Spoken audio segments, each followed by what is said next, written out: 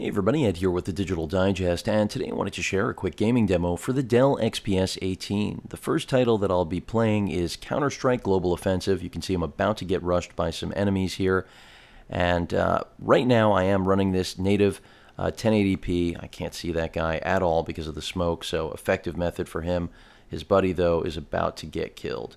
And essentially, what you're looking at here is, in my opinion, the gaming prowess of this 18.5-inch all-in-one. So for those of you unfamiliar with the XPS 18 that I'm demoing right now, you've got an 18.4-inch 1080p panel, essentially a tablet that weighs in at 5 pounds. It is called an all-in-one, but in my opinion, it's definitely more of a tablet because of that 5-pound weight as well as its 4 to 5 hour battery life. And it really is capable of going just about anywhere. In terms of innards, you're working with an Ultrabook build. You've got a Ivy Bridge Core i5 low voltage processor, so no Haswell yet. Expect that in the refresh, which should be coming anytime now. In addition to that, you've got 8 gigs of RAM. By the way, there are multiple configurations. This is the configuration we're looking at here in this demo. Beyond the 8 gigs of RAM, you've got a 500 gig traditional hard drive complemented by a 32 gig solid state drive, which is of course going to give you solid state performance through its caching. And then in addition to all of that, you've got a front facing camera, some feet in order to actually use the 18.5-inch all-in-one that we're looking at right here in 2 different modes, tabletop mode as well as a productivity mode for basically using it in bed or even typing on screen. And I've demoed that in my unboxing and update. Really a very flexible all-in-one, kind of redefining what to expect from an all-in-one computer. In terms of gaming performance, it doesn't redefine those expectations because this is the same Intel 4000 you're going to find in any Ultrabook from last year. But where it is a game changer is that it does have its own 18.5-inch HD display and enough RAM as well as overall specifications to really be more than just your regular Ultrabook. Between its 2 USB 3.0 ports, full-size SD card slot, pretty solid integrated speakers, and then an optional $100 stand, which, while it may be pricey, really makes for a great seamless charging experience. The XPS 18 is just a compelling machine, and the fact that it games so well, and as you may have noticed, it's extraordinarily smooth here. I've got everything set to high, as I mentioned, native 1080p resolution, and even though Counter-Strike Global Offensive isn't an incredibly demanding game, it still speaks to how far Intel has come. Now, when the refresh happens and we get Haswell with the 4400, you will get a bump up in performance, but it won't be that significant. The appeal of the XPS 18 currently is just the fact that there's nothing else like it on the market. No all-in-one can really be, taken with you wherever you go and actually be practical because of the weight we have here as well as the battery life, and that's only going to improve with Haswell. I do hope that in the future Dell sees fit to actually put some true graphics capability in here, something dedicated, even though that will compromise the form factor a bit, as well as probably change the way they need to engineer the entire internals because of heat dissipation, things like that. It does heat up, and the fan is blowing right now, but it's really not audible at all, and I don't have the volume all the way up. So Dell has done an exceptional job with engineering here. This is a pretty long round. We're watching someone else play, but you are getting an idea of what the performance is like, because this is, after all, exactly how this game plays. The next title that I'll be going to will be Team Fortress 2, a free title, unlike Counter-Strike here, which of course isn't free. And what's great about Steam is that pretty much all of the older titles and a lot of the newer ones are ideal for the Intel integrated graphics solution. Something that you couldn't say years ago, but starting with the HD 4000, we finally got some integrated performance that really allowed machines like the one we're looking at here to do a lot more in the gaming arena than previous generations ever could permit. So this will be my last round here. Hopefully not get killed too quickly. And again, just you can take a look at what the graphics look like. Again, the display is brilliant on this device. Some people may wonder whether or not 1080p is enough for an 18.4-inch display, and I can assure you that it is. Let's go ahead and get in there. I said I was going to be conservative, but I'm already rolling right into action. Let's see if I can at least close this out with some kills. Looks like my teammates are abandoning me, and I'm down already. So clearly, I'm not the best at demoing Counter-Strike Global Offensive while doing an active review, but I think it should be really clear that this does a very solid job, this being the XPS 18, when it comes to being at least able to play titles like Global Offensive, which, in my opinion, is still a very fun game and something that's accessible to the masses because of pricing and performance requirements. Let's go ahead and jump to the next game that I wanted to test out. So the second game we're looking at is Team Fortress 2, also available through Steam, and it is a free title for those of you that are curious. Going to go ahead and join a team. You have different class selection. For those of you unfamiliar with this game, it's been around for a while, to say the least, and it performs really well, again, on the Intel HD 4000 that is inside the XPS 18. I have everything cranked up to high, native 1080p resolution, vertical sync enabled, just like I did for Counter-Strike, so you'll see what performance is like here now as well. And I know that through the course of this gaming demo, you're not going to be getting a good idea of the audio quality, but I can tell you right now it's fairly solid. It doesn't necessarily mean that you won't want some external speakers, but if you're gaming with this, a headset is definitely going to be the way to go. The Logitech that I unboxed not too long ago is really, in my opinion, still one of the best on the market.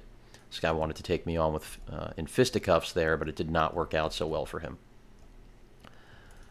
But this should be a pretty good indication, again, that whether it's just the great screen we're looking at here and the fact that everything is internalized in this 5-pound package, you really have just a dynamo when it comes to the possibilities that this form factor could end up taking on if Dell really tries to utilize it, at least from a gaming perspective. Right now, it's more of a family PC, you know, the all-in-one that Dell wants it to be. But clearly, because it has the XPS brand and the fact that it is unmatched, as I've mentioned, in its form factor, it doesn't really require the latest and greatest internals. And that's part of the reason that it hasn't been refreshed yet, is that it's unmatched. It is starting to go down in price, by the way, which is definitely a good thing for those of you interested. I saw Microsoft Store recently put the i7 version of this on sale for $1,000, and that does include the optional $100 charging stand, which I do recommend if you pick this up. But again, graphics really pretty solid. I'm glad that no nudies just went up here. Oh, as I said that, there was something mildly inappropriate, depending on the audience, but that's one of the risks associated with playing one of these games, and always has been since the beginning with Counter-Strike and the original Team Fortress. But you can see the game looks good, plays well, we're not losing any frames, and again, everything is in this 5-pound package. If eventually they can turn this into the equivalent of, you know, what you get from a gaming laptop, that's where all of a sudden you have an incredible machine, in my opinion. And that's what I'm really hoping for.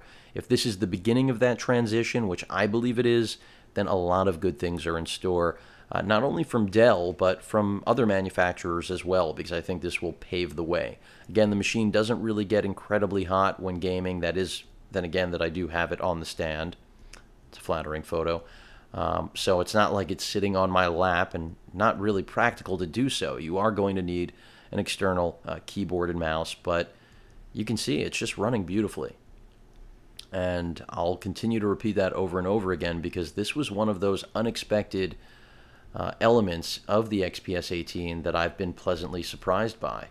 You really do get another dimension of computing that I really didn't expect, and that's because, yeah, you can game on any Ultrabook, but what Ultrabook has an 18.5-inch display and is this lightweight and gives you 4 to 5 hours of battery life? And as I keep re-emphasizing, all of those things, including the actual gaming performance, is only going to improve in the next generation.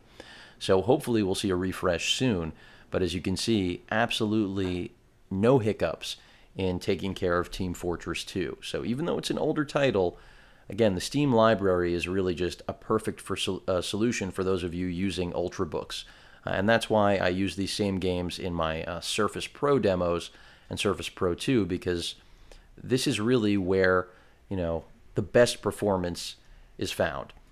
The next game that I'm going to go to will be DayZ, and that one is a very current title. In fact, it's only an alpha, and you will see a clear difference in performance there. In fact, I won't be able to run that in native resolution, nor will I be able to keep everything cranked up, and that's because it being the XPS 18 cannot handle DayZ at its highest settings.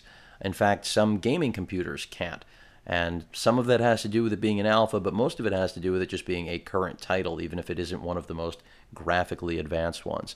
With that said, let's switch over to DayZ. And finally, here is DayZ, yet another title available through Steam. This is currently $29.99, and as I mentioned before, it's in the alpha stage, which means a lot of bugs. This is as far from being finished as it could possibly be. So you have early access. Some will enjoy having that early access. Others, quite frankly, I would understand it not being for you because it is an unfinished product. But a very interesting game concept, and in terms of performance, quite playable as long as you are ready to compromise on the settings. If you're trying to run this at the native 1080p and with even normal or low settings, you're going to encounter problems. However, if you drop it down to 720p, like I'm currently running, which I'm going to just verify right now in our settings, and yeah, you can see I've got it at 1280 by 720. Vertical sync I do still have enabled because that's kind of a must. That goes without saying. Performance is really solid, but if you jump up to the same settings that I've been using for Counter-Strike Global Offensive, as well as, of course, Team Fortress 2, you just aren't going to get that seamless gameplay where you aren't dropping frames. So things aren't going to be as smooth here, even in the 720p mode. Not perfect, but still very playable. And again, that 1080p 18.4-inch display is great, and that's what makes this such a unique device. There's actually a person here. I'm shocked. Let's see if we can talk to him. What's going on, man? You alive? Okay, it looks like he's going to try to attack us. What's up? And this is the beauty of DayZ, by the way. I don't know if he can hear me. He should be able to. You got a mic?